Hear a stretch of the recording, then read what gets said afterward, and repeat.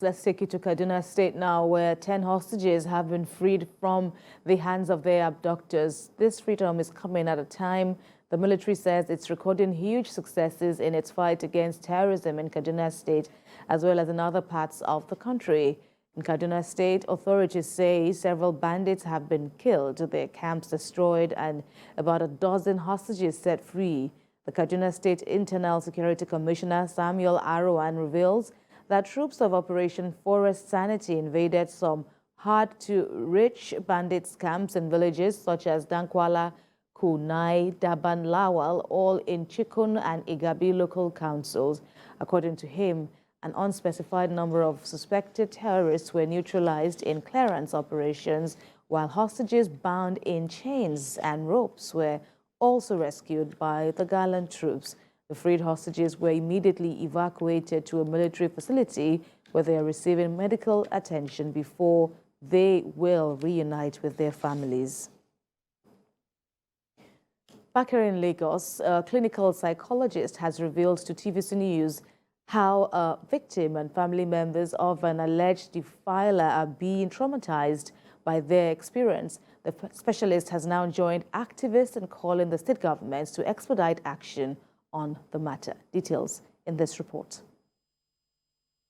The last has not been heard regarding the child sexual abuse allegations leveled against popular medical doctor and cancer care specialist Femi Olaleye. He is accused of defiling a 15-year-old minor. A mental health specialist who is also a family friend conversant with the case says the delay observed in investigating the matter since it was reported in March 2022 has compounded the trauma faced by the affected family members, which she wants addressed urgently.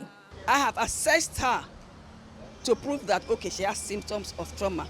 There's something we call post-traumatic stress disorder. She's going through that as I speak. That's what she's being treated for. And you can't have that if you have not gone through any trauma. And from assessment, the only traumatic event that has happened to this girl is this sexual abuse. I mean, she said for almost 2 years, 1 year, 9 months to be precise. I mean, in the house, I have minors who are traumatized based on this, and I have, of course, his wife who is traumatized. That's the angle I'm coming from. So the law should take its course, and so that those I'm working with, we have some closure. We say shame the abuser and protect the survivors. So the issue of family does not count. Even the survivors' decision is what's it called?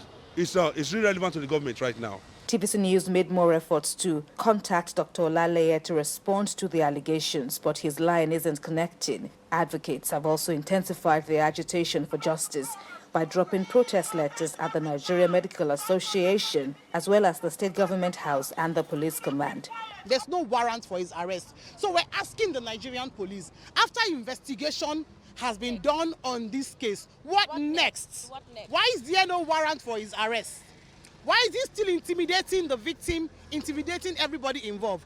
When it comes to justice, when it comes to our children, there are no sacred cows.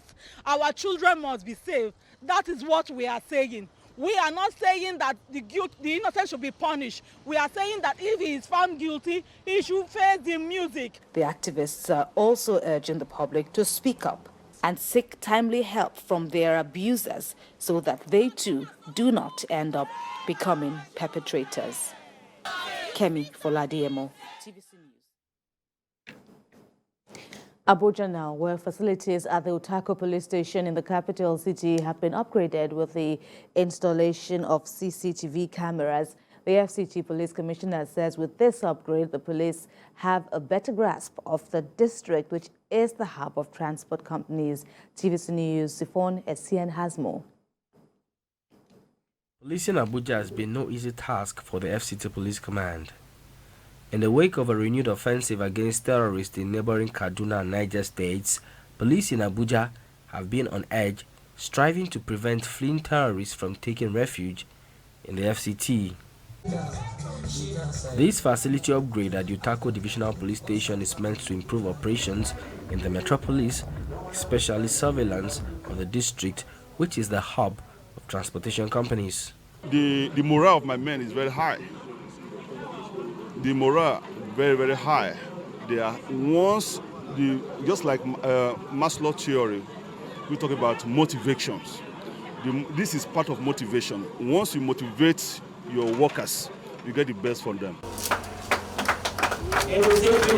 A CCTV has been installed and its coverage expanded such that the police can keep an eye on a larger swathe of Utako district. We've been doing it, but we are going to upgrade. But we pray, we appeal they cooperate and give us intelligence and information so that we work for them. There are high expectations for residents and business owners whose earnest desires for crime to be brought to an ebb in the district. Sifon Essien, TVC News, Abuja. Still in Abuja, where the Court of Appeal has reserved judgment on an appeal filed by the leader of the indigenous people of Biafra, Nnamdi Kanu, who is seeking to dismiss the terrorism and treasonable felony charges preferred against him by the federal government. A three-member panel led by Justice Jumai Hanatu, after listening to both parties, said it will now communicate a date for the judgment to them. TVC News Judiciary correspondent Celestina Area reports. The IPOB leader, who is currently facing trial before the Federal High Court in Abuja, had, through his team of lawyers led by Michael Zekome, senior advocate of Nigeria, approached the appellate court to challenge the legal competence of the charge pending against him. He specifically prayed the appellate court to review the April 8 ruling of the trial court, which struck out only 8 out of the 15-count charge. He insisted that the charge entered against him has no basis in law and appealed for it to be discharged and acquitted.